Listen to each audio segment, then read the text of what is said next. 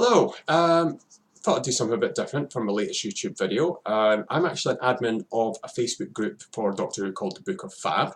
What they're currently doing at the moment in the lead up to the new Peter Capaldi 10th series of the show is a retrospective write-up on each Doctor that's played the part. Now, I was going to do one on Sylvester McCoy, but I want to do a bit more than just a write-up. I want to do an actual video because I've met Sylvester quite a few times and he's a lovely guy and I wanted to do something very different. I'll get right to it. Now, Sylvester I first saw as an actor in a kids' TV show in the late 70s, early 80s called Jigsaw, where he was one of the O-Men with David Rappaport, and it was a show that was co-hosted by Janet Ellis, who would basically also be in the Tom Baker Horns of Nymon story, just Doctor Who link reference there. Sylvester would then obviously get the part of the Doctor in 1987. He'd gone to do Time in the Rani and Paradise Towers, which I'm just going to jump over pretty quickly because I think they were two very weak stories to start with on his era. So it was getting me kind of worried in regards to how the show was going to go on. Delta and the Bannermen was the third story, which I thought worked pretty okay. I didn't mind Ken Dodd's part in it, some people I know do. I thought Don Henderson as Gavrock was alright and quite watchable, and there was a lovely potential companion going to be in it with Ray to replace Bonnie Langford, who I'd met. Just a little picture name drop there. Bonnie would then leave in the subsequent story Dragonfire, which I thought was really good, with the death of the main sort of villain Kane, whose face would melt, and I thought it was a really well sort of done death scene, which was quite scary and quite ambitious for the show at the time. Bonnie obviously would then leave the show, and Sophie Aldred, who I've also met, nice little photo there, would come in. She'd then appear in series 25 with Remembrance of the Daleks with Sylvester. Now, I do a weekly Sunday watch with my 6-year-old daughter of classic episodes of the show. So when it came to Sylvester McCoy, I couldn't think of any better story than to put on for that one. I'm very fond of Remembrance of the Daleks, and it's actually my favourite story of Sylvester's. My daughter absolutely loved it as well, and it was really good to watch again. Now, Happiness Patrol following up with that, aside from one scene where the Doctor goes a garden to try to take his life, which Sylvester does play quite seriously, so by this point I felt he was really comfortable in the role by now. It's not a story I'm very fond of. Subsequently, Silver Nemesis, I actually quite liked it on transmission, but when the BBC did an extended edition on VHS, I thought it kind of damaged it. I thought the extra scenes made it a lesser story. I thought it was a bit more tighter on original transmission. Nazis, Cybermen, Lady Painfort being quite a credible villain as well, really worked in all aspects for me. And then the series finished with The Greatest Show in the Galaxy, with Ian Reddington as the Chief Clown, who I thought was perfectly cast, really good villain. Excellent story overall. One scene in particular sticks in my memory in regards to one of the characters, Mags, turning into a werewolf, which I thought, along the lines of Kane in the previous year, was quite a scary thing to do. But by this point the show was already being hammered in the ratings because it was being stupidly scheduled against Coronation Street. God knows why. The BBC obviously had lost faith in it and wanted to kill it altogether, which is a shame. The final season then started with Battlefield, which I thought was a weak finale for Nicholas Courtney as the Brigadier. It's not a story I'm particularly fond of. Same with the following story, Ghostlight, which to this day I still don't understand. It still confuses the heck out of me. Then there's actually The Curse of Fenric, which I absolutely love. Sylvester and Sophie by this point are really comfortable, and I think at that point, probably controversially, in my opinion, the best Doctor and companion pairing since the fourth Doctor and Sarah Jane Smith.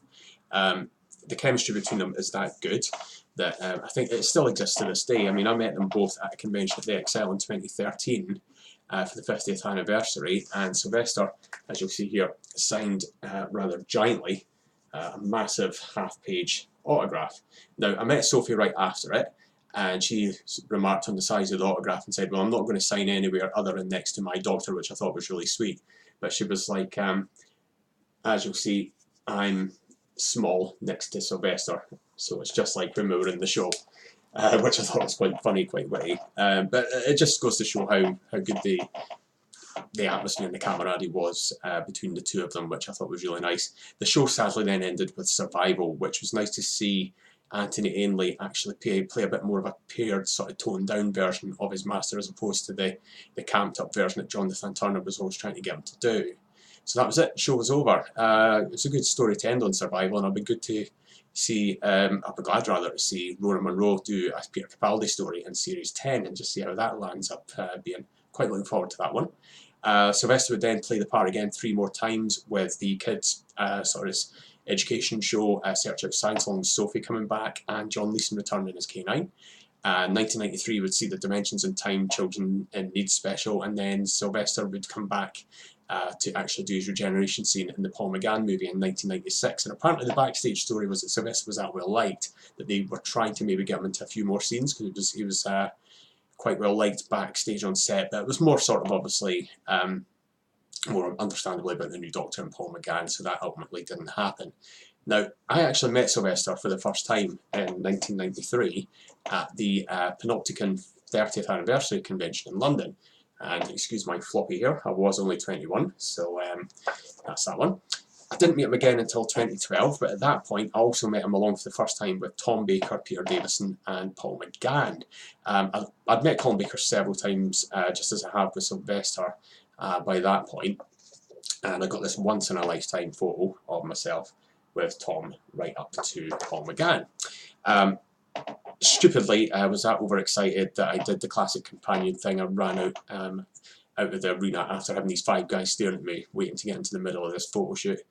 Ran out of the arena, twisted my ankle, and had to get my brother to actually help me around the other photo shoots, so it was unbelievable. I wanted to get another photo with Sylvester separately because I haven't had one since that first time in 1993, so I wanted to get a more up-to-date one.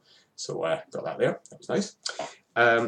Then there's a story obviously about Sylvester in the Paul McGann movie that he pointed the sonic screwdriver the wrong way when he was closing the case that the Master's sort of spirit was left in. So I do a cosplay of the 4th Doctor, Mr. Tom Baker, and I met Sylvester again in 2013, I think it was, and what happened was this. It was a photo shoot on a sort of mock-up of the McGann set, and as you can see again, Sylvester's pointing the screwdriver the wrong way. I met Sylvester again for a final time last year. Hopefully not a final time, I'm hoping to meet him again a couple of other times, a few more times hopefully sometime. But I met him again with the lovely Bonnie Langford, as you'll see in this lovely photo here. Now, what I would say about all 3 of them, Sylvester, Sophie and Bonnie, they're all very lovely people. If you ever do get to see them announced at any conventions nearby you, please go and meet them. You honestly will not regret it. They're 3 very lovely people. I've got very fond memories overall of Sylvester's time on the show, and even more fonder memories of having met him several times along with Sophie and Bonnie. And thanks for listening. Thanks.